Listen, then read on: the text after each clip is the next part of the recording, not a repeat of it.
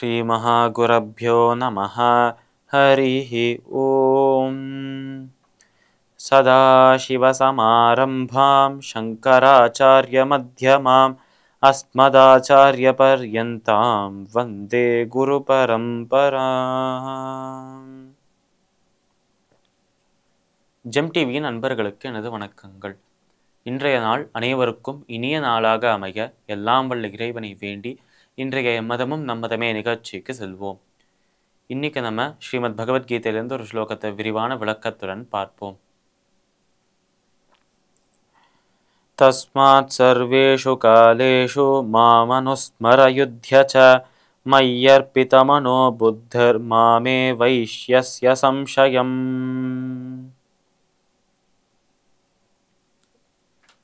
இந்த ஸ்லோகம் ஸ்ரீமத் பகவத்கீதையின் 8வது அத்தியாயமான அக்ஷர பிரம்ம யோகத்தின் 7வது ஸ்லோகம்.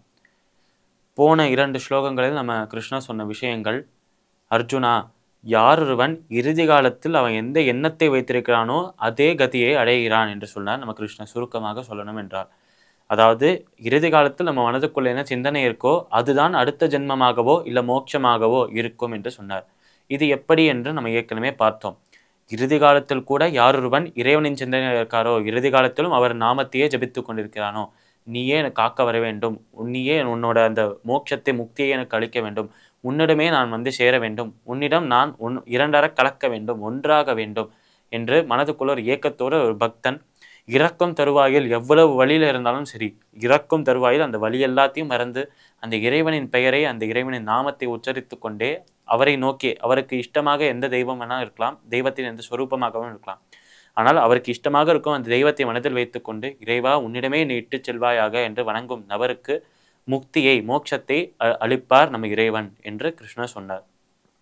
அதே மாதிரி இறைவனை நினைக்கிறவர்களுக்கு, அந்த இறைவனின் சிந்தனை இருக்கிற நபர்களுக்கு அந்த இறைவனை சென்று அடையலாம்.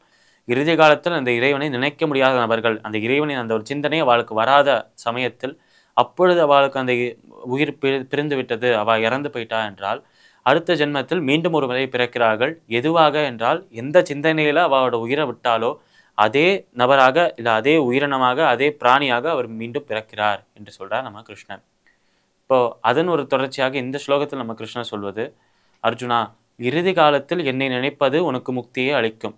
ஆனால் இறுதி காலத்தில் இப்போ ஒருத்தர் இருக்கார், அவர் பிறக்கிறார், அவர் பிறந்ததுலேருந்து அவர் இறக்கும் அந்த வயது வரைக்கும் அவர் இறைவனை நினைத்ததே இல்லை, அந்த இறைவனின் நாமத்தை சொன்னதே இல்லை, அவருக்கு இறைவன் மேலே நம்பிக்கை இல்லை என்றும் வைத்துக்கொள்ளலாம்.